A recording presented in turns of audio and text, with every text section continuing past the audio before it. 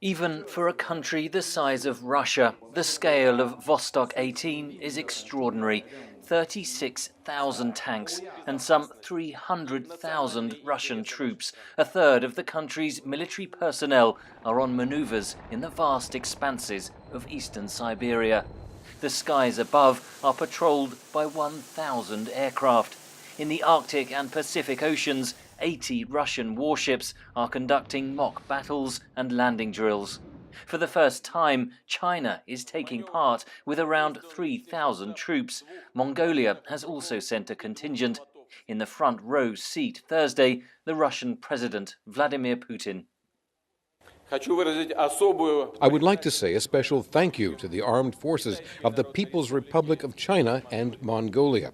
Our fraternity in arms has long and firm traditions. This is a remote corner of the world, but the exercises have global resonance. As well as demonstrating to the West that it has this alliance with China, it's also an opportunity for Russia to show what it's learned from its military interventions, for example in Syria, for example in eastern Ukraine, and how it's putting that to use in its military upgrades at the moment. Russia's invasion of Ukraine prompted the United States and its allies to impose sanctions on Moscow. The Western sanctions, which have been in place since 2014 on the Russian economy, have damaged Russia's ability to get, for example, military components that it used to get from its Western partners. And so Russia's military, in the meantime, is undergoing a 10-year-long renovation and upgrade. And so to pay for those parts, Russia is going to need to find alternative partners. The exercises coincide with the Eastern Economic Forum in Vladivostok, with China engaged in a spiraling trade war with the United States. Analysts say Moscow spies an opportunity to deepen relations with Beijing. They're politically becoming very close. Economically, the Russian-Chinese trade is booming when other kind of trade, especially in Russia, is not booming at all.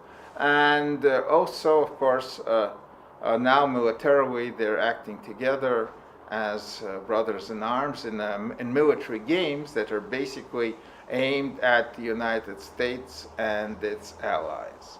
The slogans for the joint exercises read "Friendship for the sake of peace," but there are also sources of tension. Particularly the Belt and Road initiative of China's that sort of bypasses Russia, especially because China is quite interested in countries like Ukraine and Belarus and using its infrastructure as a gateway to Europe.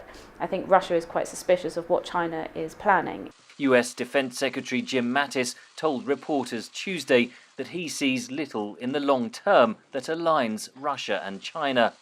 The military exercises come amid threats from Washington of more sanctions against Russia if it conducts an assault on Idlib, the last rebel-held area in Syria. The United Nations has warned of a potential massacre of civilians.